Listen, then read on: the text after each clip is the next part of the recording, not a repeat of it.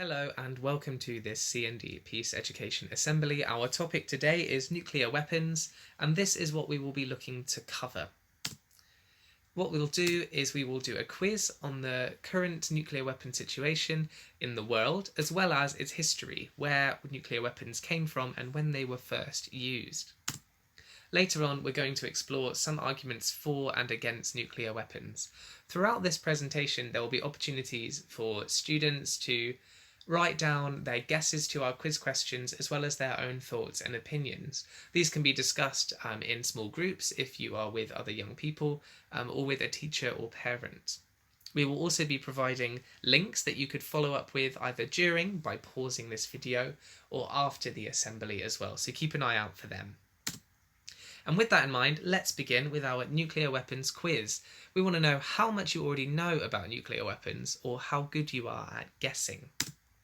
So first of all, what is a nuclear weapon? Take 15 to 30 seconds to write down anything that comes to mind to do with a nuclear weapon, starting from now.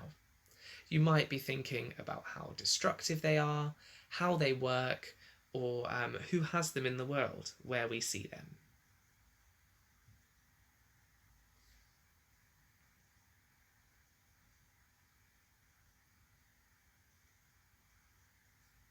Okay, and if you're still stuck for ideas, here's a GIF of an explosion.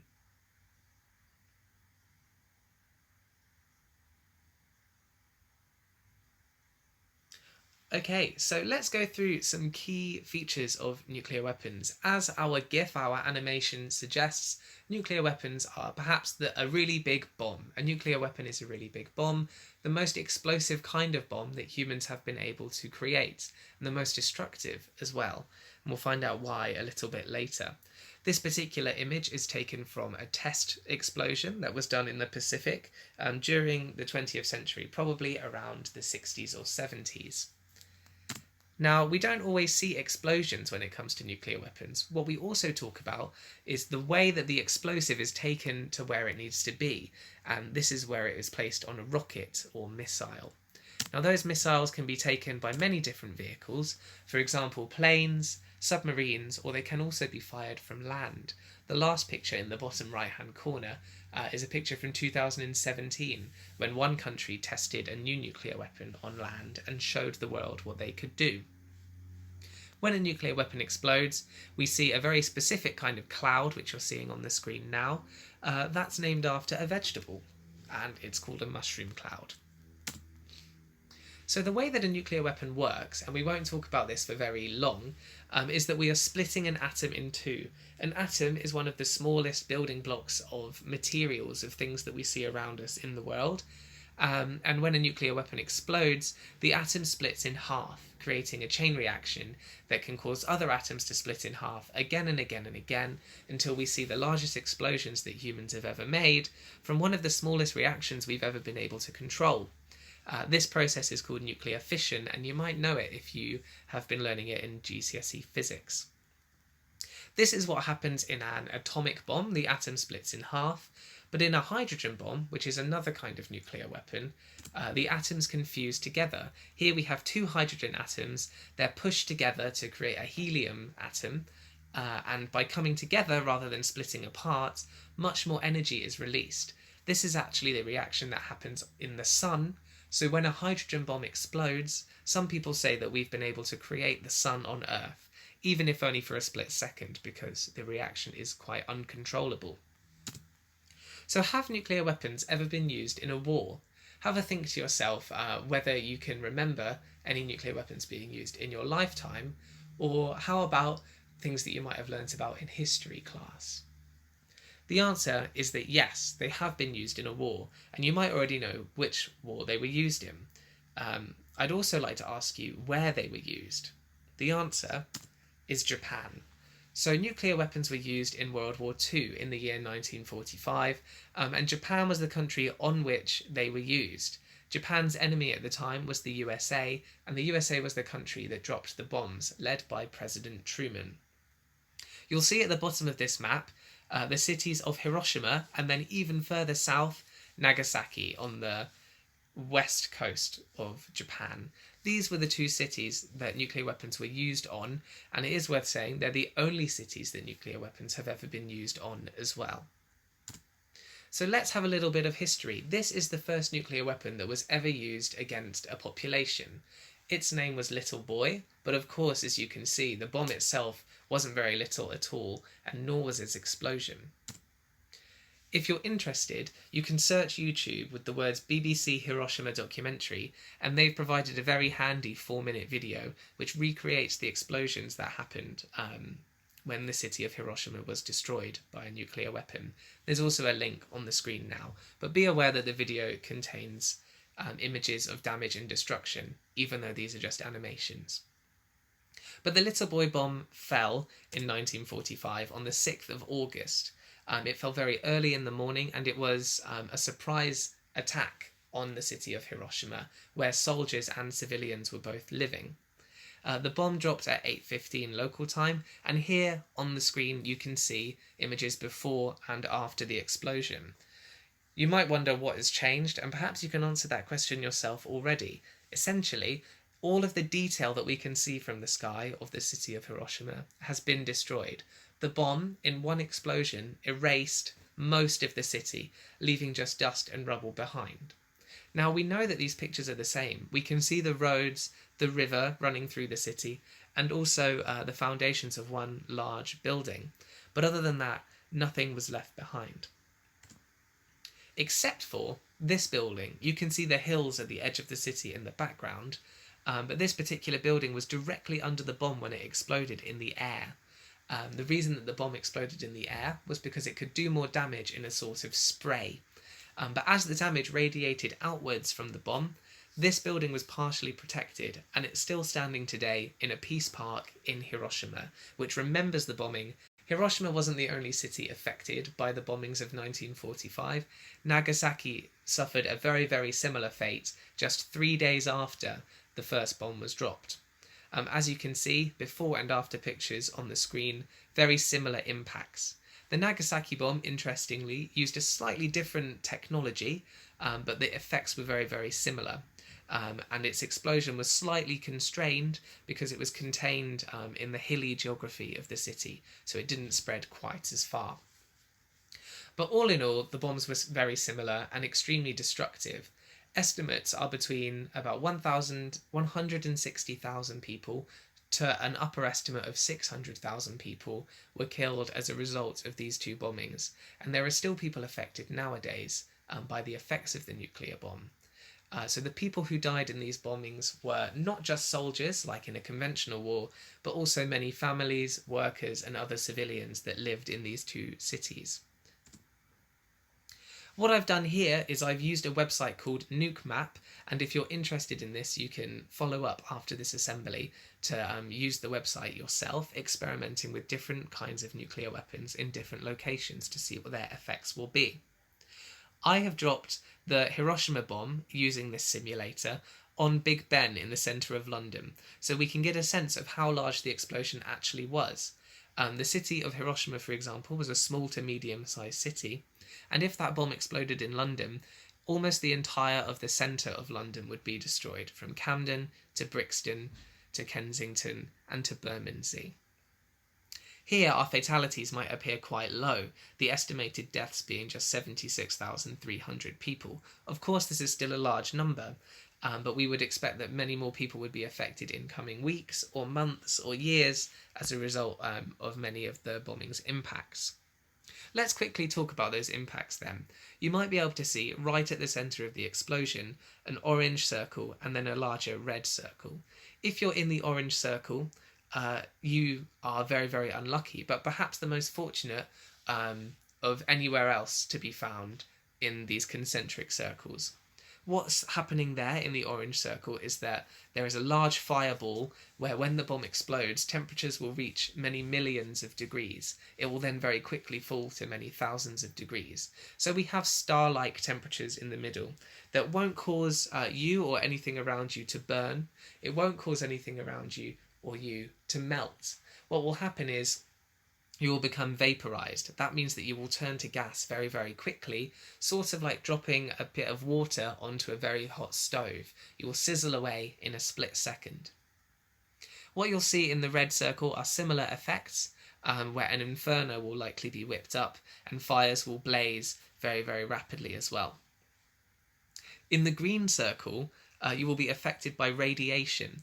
So radiation is a unique impact of nuclear weapons brought on by the fact that they use radioactive uranium or plutonium as their fuel. Radiation is a physical impact that can affect your body and the environment, causing mutations and changing the DNA in your cells. This means that cancers can be brought on by radiation exposure over longer periods of time. But here on the map, if you're in this green circle, you'll likely die because of radiation very, very quickly. If you survive these three impacts, you might also be affected by the dark grey circle that's circling around Westminster out towards Kennington and across the other side of the river. This dark grey circle represents total building collapse, so where no buildings are left standing at all.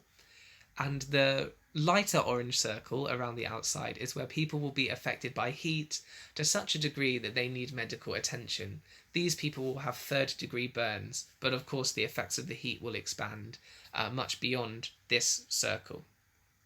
Last but not least, the grey circle around the outside denotes where buildings are partially damaged, around 50%. So although the shockwave will continue through Camden, beyond Brixton and so forth, this is where buildings will be damaged by about 50%. So that should give you an idea of the size of the Hiroshima bomb.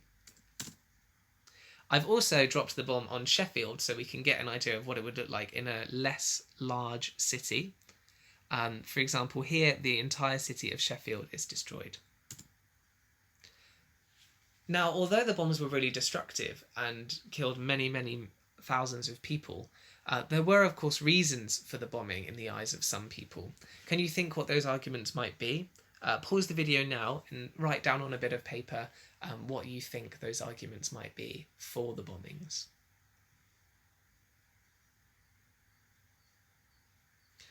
Okay, so let's go through them. What many people will say, especially if you look at the history of American presidents and military advisors at the time, is that the bombs were necessary to stop World War II, as it happened in 1945 over the Pacific, as soon as possible. If the war could be ended, according to these arguments, lives could be saved overall. The reason for that is that the USA's army would not have to invade Japan and engage in person-to-person combat over many months. Some people might say it's also revenge for Pearl Harbor, which you can see pictured here. This is the reason why America joined the war with Japan as its enemy. It was a surprise attack on a US naval base in Hawaii that the Japanese conducted to try and remove America from the war. It backfired, America joined the war, ultimately dropping the bombs in an attempt to end it. And last but not least, you could argue that if this bomb was being developed, it was always going to be used. If you're in a war and you have an enemy, some people would argue it's completely fair to use a military advantage that you've been working very hard to make against your enemies. But on the other hand, what do you think some arguments against the bombings would be? Take a moment to pause the video and write down some ideas to answer this question. Some people would say that the bombs are fundamentally immoral because they killed indiscriminately. They also destroyed cultural sites and political sites like libraries, losing lots of valuable cultural material as well. So all in all, up to 600,000 people were killed in just 2 explosions. Most of these people were civilians, and they could be said to not be directly involved in the fighting. Other people might say surrender was possible. The US actually knew at the time that some of the Japanese government wanted to surrender. They merely wanted to keep their emperor, and to the USA this was unacceptable, so surrender was never fully negotiated. Some people might say that it was more about sending a message to the Soviet Union. Although the USA and the Soviet Union were allies during World War II, we saw afterwards that they became bitter enemies when nuclear weapons were incredibly important to them. And lastly, Perhaps in a similar way to the last slide, this was more about testing the new technology. Very skeptical people might think that these bombs were tested on the cities of Hiroshima and Nagasaki to see the impacts in a real war zone, to have a better understanding of the strength of these weapons. It might interest you to know that many, many years on from 1945, just November of last year, the Pope actually visited Nagasaki and said that he now believes that nuclear weapons are immoral because of the unspeakable horror they produce. So let's return back to our quiz. How many countries in the world do you think have nuclear weapons? We've prepared some possible options for you here. You might think there are 12 countries, 9, 5, or 114. That's about half the world's countries. Take a moment to think about how many countries you think have nuclear weapons. Write them down on a piece of paper.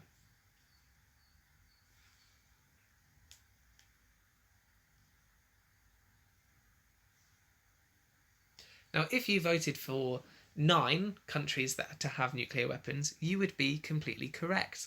Our next question for you is whether you can name those countries. So, just as before, try and note down the countries that you believe have nuclear weapons on the piece of paper next to you.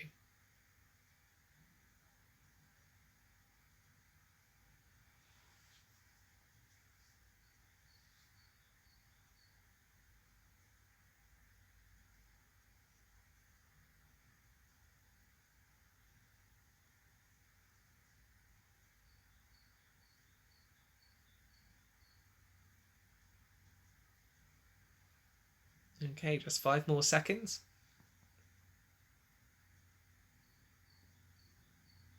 Brilliant, well done. These are the 9 countries that currently have nuclear weapons: the UK, the USA, France, China, Russia, Israel, India, Pakistan, and North Korea. These countries are separated on the screen because on the left-hand side we have 5 countries that have had nuclear weapons for a very long time.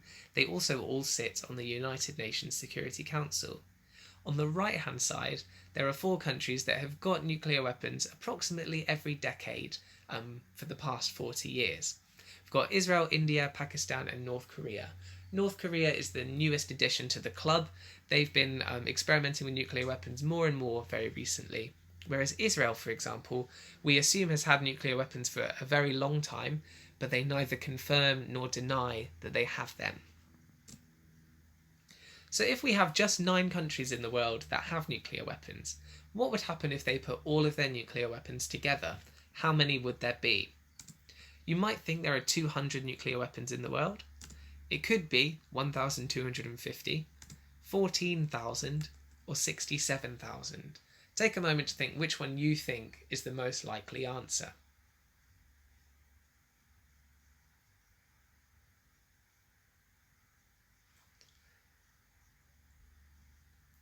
Okay, the answer, I'm happy to reveal, is 13,865. So if you guessed C in the last question, you would be correct. So although there are 9 countries that have nuclear weapons and there are 14,000 in the world, the spread is not equal. You can see on the map that we've provided, which show the most current estimates for nuclear weapons worldwide, that the USA and Russia have by far the most, with about 6,200 and 6,500 respectively. The UK, for example, is not even in the top 4 with 200 nuclear warheads. Although we hear a lot about North Korea, they only have about 20 to 30 nuclear weapons by our best estimations.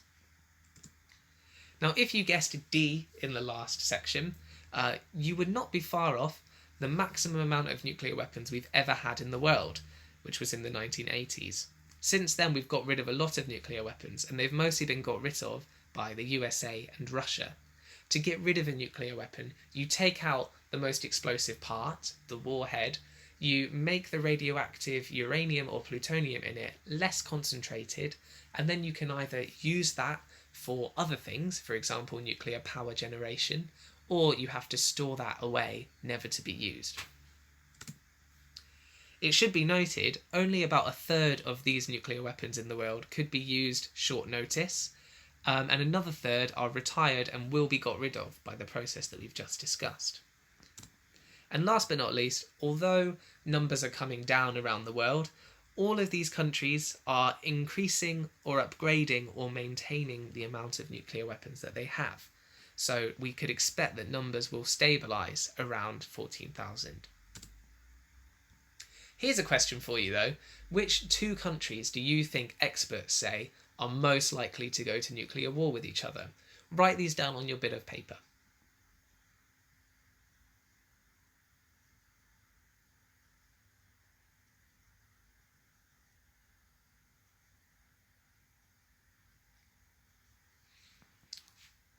Okay, the answer is India and Pakistan. This kind of conflict would have global consequences according to a lot of scientists. And the reason for that is they're very evenly matched. It's not the same situation today as it was in 1945, where one or two nuclear weapons could end a war. If India and Pakistan went to war, we wouldn't expect them just to fire one nuclear weapon at each other. In order to ensure that the enemy is fully quashed, they would have to use many, many more nuclear weapons all at once in the hope that their attack would get through and destroy their enemy. This is a concept called mutually assured destruction. The reason that you can't just fire one nuclear weapon is because your enemy will be able to fire one back at you, and so on until both of you are destroyed. This also gives a sense that people are very reluctant to use nuclear weapons because they fear the destruction that would follow. Now, according to a study, pictured here are the results. If India and Pakistan were to go to war and use about 200 nuclear weapons against each other, we could expect that around 100 million people would die immediately, and the climate on the planet would be really affected. This is because a lot of radioactive dust would be raised from the ground from destroyed buildings, cities, and the environment. They would be lifted up into the atmosphere, circulated around the world, blocking a lot of sunlight and cooling the planet significantly. In fact, just last year, Imran Khan, who leads Pakistan, said at the UN, "We are heading for a potential disaster of proportions that no one here realises. It's the only time since the Cuban Missile Crisis that two nuclear-armed countries are coming face to face. And in fact, we, India and Pakistan, did come face to face in February of 2019. So why has Iran been in the news lately, do you think? This could be due to three possible reasons. It's been making nuclear weapons, it's been threatening World War III, or it hasn't been producing any nuclear weapons at all. Just take a moment to think about those three options. Which is the most likely?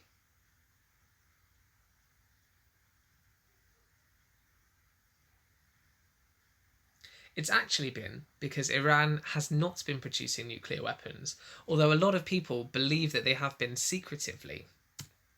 For example, in January of this year, Donald Trump tweeted, "Iran will never have a nuclear weapon." He has been very open about his suspicion that this country has been making nuclear weapons. In fact, this tweet on the 6th of January follows the events earlier on in 2020, when the USA decided to use a drone to attack a particular Iranian general in a surprise attack. Qasem Soleimani lost his life because of this bomb dropping, because Trump was suspicious that Iran had a nuclear program and that they might in the future use nuclear weapons against the USA. Now, the conflict actually escalated, and a few days later, 2 US military bases based in Iraq were also attacked. So the media reported around the world that the escalating conflict could lead to a so-called World War III, and many people were concerned by this, which led a lot of people to march in protest of the possibility of a war on Iran. But how did we get here? Let's just rewind history very slightly. In May of 2018, Trump decided to pull out of the Iranian nuclear deal. Now, this was a deal that formally stopped Iran against international law from trying to get any nuclear weapons. So we already knew that there was something in place to stop Iran from pursuing nuclear weapons in the first place, because Trump himself threatened that deal in 2018. He might think that the world was in a bit more of a precarious situation. He went on to say, "Today I want to update the world on our efforts to prevent Iran from acquiring a nuclear weapon. This confused some people. They were saying, if you're going to leave a nuclear deal that literally made Iranian nuclear weapons illegal, how can you update your plan to stop Iran from getting a nuclear weapon by leaving that agreement? So this changed the relationship between the USA and Iran. Back in 2015, this deal came into place, and it was under Barack Obama. Because of this deal, Iran was not allowed to enrich uranium, so to make uranium strong enough to be used in a nuclear weapon, not even close to the level of strength it would need for that. Iran had to be inspected by independent inspectors to confirm that it was not making nuclear weapons. And Iran therefore would be allowed to trade with the world more freely without the USA putting sanctions in place that would make that difficult. So why did Trump pull out of the deal? Why was he so intent on preventing Iran from acquiring a nuclear weapon in some other way than a formal deal? Well, maybe he thinks he can get a better deal that is better for the USA and perhaps a bit more strict on Iran in the future. As the next election is coming up, maybe he's using this as a way to show himself to be a powerful negotiator, to be somebody who makes deals himself, not just inherits them from previous presidents. And maybe he wants to be more supportive of USA's allies in the region. For example, Israel, which we know has nuclear weapons, perhaps it would be supportive to them if another country in the Middle East didn't get nuclear weapons. But what's the UK got to do with all of this? In May 2018, when the USA first left that deal, Boris Johnson said that the UK will not walk away and they'll try and preserve the deal as much as possible to try and get the USA back around the table. However, by the time that January of this year rolled around, Boris Johnson seems to have changed his opinion a little bit. In fact, he said that the Iran nuclear deal should be replaced with a future deal made by Trump. He went on to say, from the American perspective, it is a flawed deal, plus it was negotiated by President Obama. Let's replace it with the Trump deal. That's what we need to see. President Trump is a great deal maker. So we're seeing the ongoing close relationship between the USA and the UK here in the January 2020 example, and it almost proves one of the points that we said a little bit earlier, that it's helpful if Trump can see himself as a good deal maker. Maybe his friends around the world see him that way as well. But of course, although the Prime Minister of this country is supportive of the idea of a Trump deal, many others are not. And in fact, the campaign for nuclear disarmament has been present in the UK since 1958, when they went on their first march to oppose nuclear weapons here. CND stands for the Campaign for Nuclear Disarmament, and they have a very iconic logo, which you can see amongst this crowd. 3 lines crossing, sort of looking like a bird's foot pressed into the snow. Now, CND's numbers as a pressure group has gone up and down in the 60 years that it's been around, but today there are about 36,000 members of CND. Campaign for Nuclear Disarmament, as the name suggests, campaigns against nuclear weapons around the world, but also specifically about the UK's nuclear weapons. So how much does the UK spend on its nuclear weapons, do you think? The next figures I will show you are ideas for how much the UK might spend in the next 30 to 40 years. So have a think. Here are your possible answers. Which do you think is most likely that the UK would invest in its nuclear weapons? A, £100 million. B, £1 billion. C, £40 billion. Or D, over £200 billion. Write this down on the piece of paper next to you. You have about 10 seconds to do so.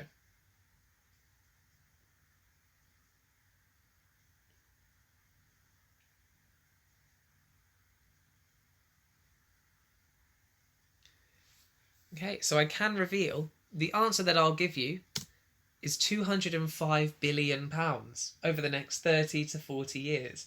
This is because in 2016, the UK government under Theresa May voted to replace the current stock of nuclear weapons. You might, however, have heard a separate number. That's £40 billion. So the two numbers here are both correct. It depends which source you get them from. The government will say that the cost of Trident replacement is £40 billion. They're specifically referring to the infrastructure the buildings and vehicles that we need for our so-called nuclear deterrent. However, £205 billion was publicised by the Campaign for Nuclear Disarmament, and it reflects the cost of the labour, the materials, the infrastructure, and the technology that's necessary for such a replacement. So two very different figures, but both of them are correct depending on who you ask. Now, do you know the name of Britain's nuclear weapons system? Try and write it down on the piece of paper next to you.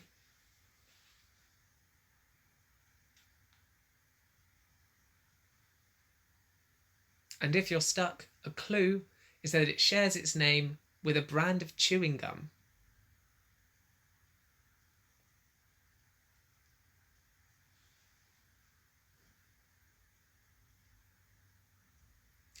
Okay, so the name of Britain's nuclear weapons system is Trident. So Trident consists, as we already know, of 200 nuclear warheads. But each of these warheads has about 8 to 10 times the power of the Hiroshima bomb. So technology has come a long way since 1945, and therefore nuclear weapons are not only more common in the world, they're also more powerful. Now for the UK, our nuclear deterrent is based on 4 submarines. At any given time, somewhere in the world's oceans, there is at least one UK nuclear submarine carrying nuclear weapons that are ready to fire in a few minutes when given the word from Westminster. This means that if our country is destroyed, for example in a nuclear attack, we still have the ability to retaliate. So we're still able to destroy somebody else when our country is also destroyed. The UK owns 4 submarines, and the £40 billion figure we just talked about is based on replacing those 4 submarines. They're based in Scotland, but our nuclear weapons in this country are made in England, in Berkshire, which is near Reading. And once those weapons are made, or the technology for those weapons are made, they're put onto lorries and are transported on the road up to southwest Scotland at a place called Faslane, where they're then loaded onto the submarines. So here we return to Nuke Map, and you can see a very, very different story to when we simulated the Little Boy bomb landing on Westminster, on Big Ben specifically. Here, obviously the explosion is much, much bigger, and I've also included an extra impact from the bomb. You might be able to see on the right-hand side, the so-called yield in kilotons is this time 200, whereas for the Little Boy bomb, it was 15 kilotons of fuel. So rather than the explosion finishing at Brixton or just below Camden Town, you can now see a much larger portion of London is destroyed, and all of these circles are larger in their reach.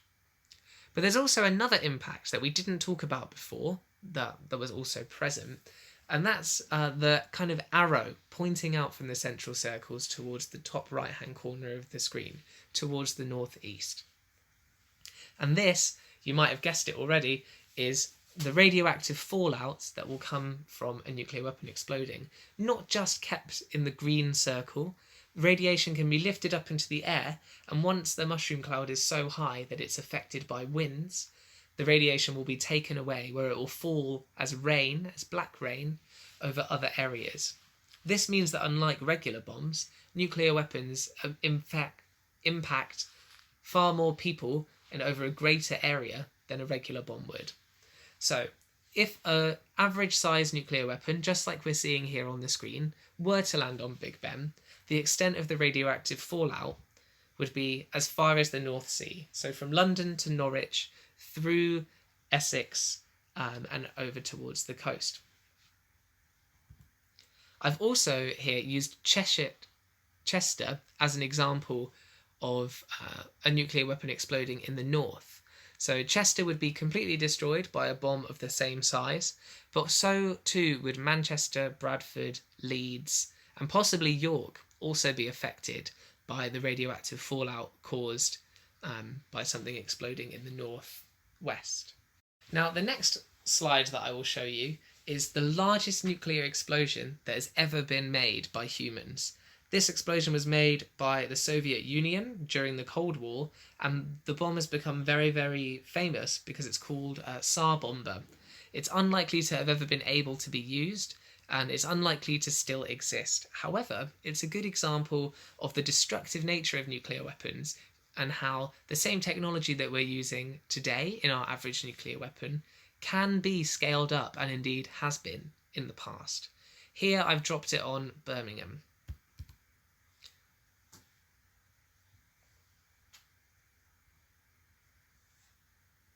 So let's return to CND quickly. CND is still around and they campaign against nuclear weapons. But how do they do that? We're going to look specifically at their work in this country, as CND's main priority is to get rid of the Trident nuclear weapons system.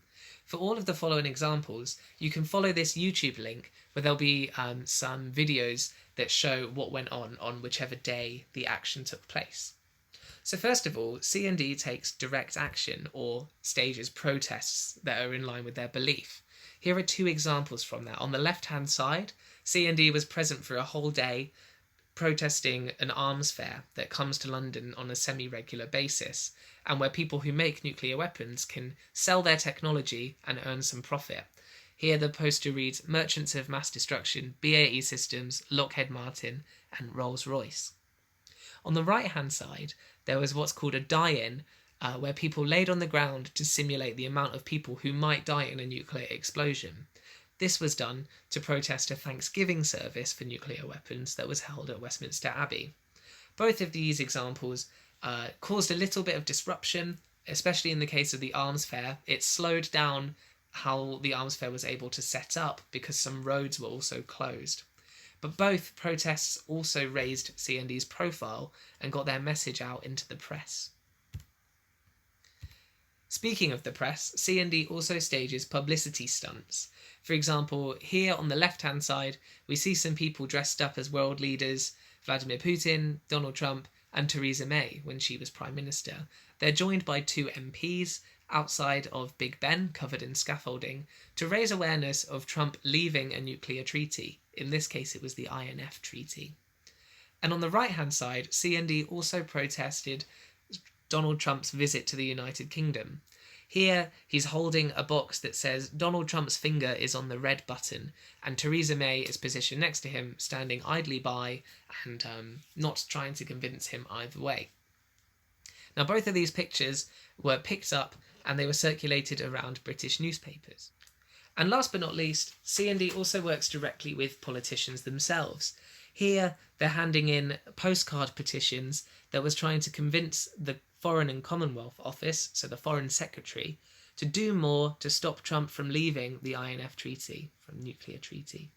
Now, it might surprise you to know that not just CND and activist groups would like to see nuclear weapons made illegal. In fact, in 2017, 122 countries in the United Nations voted to try and make nuclear weapons illegal under international law. This wasn't just having nuclear weapons, but making, testing, storing and using them and helping other countries to do that would become illegal because of an agreement passed in 2017. For these 122 countries and their representatives, the idea was if other weapons of mass destruction could be made illegal, for example, biological weapons, chemical weapons, cluster bombs and landmines, why can't the same be applied to nuclear weapons? It was a monumental treaty and is expected to enter into force, that is, to become international law, this year. But there is a catch. None of the countries that currently have nuclear weapons were at the negotiations, and none of them look very likely to sign the treaty in the future. This means that the treaty itself is unclear as to whether it can convince these countries to get rid of nuclear weapons. But it is a good example to show that the tide is turning on a global scale, not just on a local one. So let's quickly recap. What are some reasons against nuclear weapons? Well, CND might argue that nuclear weapons are immoral. They would kill a huge number of civilians, and it's never okay to use nuclear weapons or even to threaten to. CND might also say that nuclear weapons are ineffective. They won't stop groups that aren't countries, for example, terrorists or other forms of terrorism, like cyber terrorism, or even countries that don't care about being hit back. CND will also say that nuclear weapons are unaffordable. They would argue that money could be spent on things like the NHS, on renewable energy, on scrapping tuition fees, and on funding schools properly. However, other people, for example governments that have nuclear weapons, would definitely see things differently. They might say that as long as other countries have nuclear weapons, we need them too, because we need to discourage them attacking us. This is a concept called deterrence.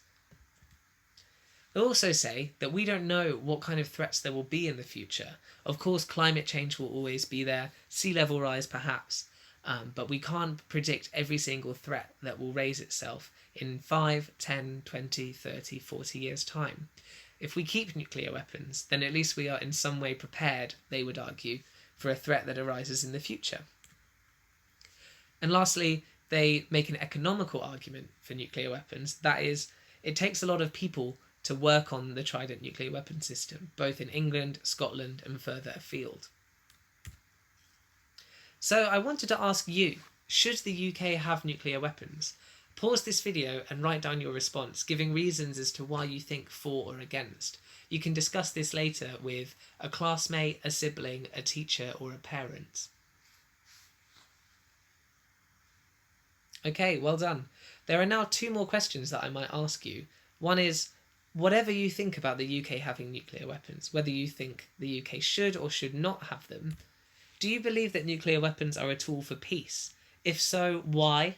If not, why not? Pause the video and consider your response again.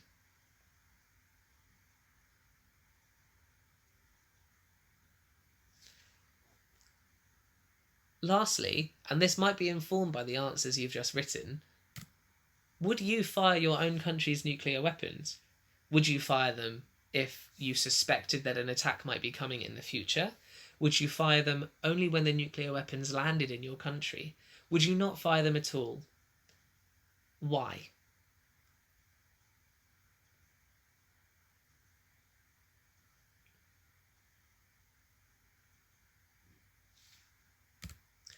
Okay, this concludes the CND Peace Education Assembly presentation on nuclear weapons. We'd normally open the floor to questions, whether we were giving an assembly to a year group or a single class of students. But if you have any questions or if you want more information, you can contact us in 2 different ways. You can tweet us using the handle @CND Peace Ed on Twitter, and we'll be happy to respond. Or if your question is a little bit longer, you can email us at peaceeducation@cnduk.org. If you'd like to do some more of your own research, or you're interested in finding out about our additional educational resources, which includes 6 cross-curricular teaching packs featuring multiple lessons about peace and nuclear weapons issues, you can visit our website. It's there at the bottom, cnduk.org/education. Thanks for joining us on this assembly. Remember, we can always come into schools to deliver these sessions and assemblies for free if you'd like to book us in for next academic year, or mention us to your teachers.